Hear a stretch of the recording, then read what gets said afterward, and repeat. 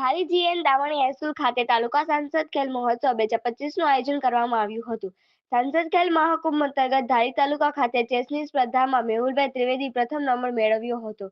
4 રાઉન્ડના અંતે મેહુલભાઈ ત્રિવેદી ફાઇનલ વિજેતા બન્યા હતા. રનર્સ અપ તરીકે રાઠોડ અજય રહ્યા હતા. રિપોર્ટર હુસેન સંઘાર, ધારી.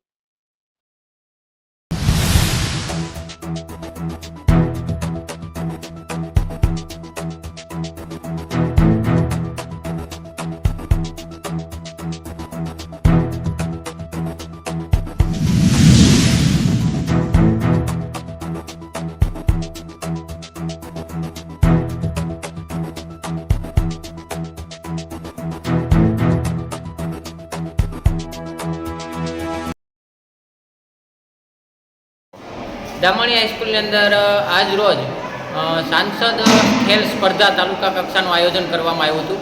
એમાં ચેસ સ્પર્ધા પણ યોજવામાં આવી હતી.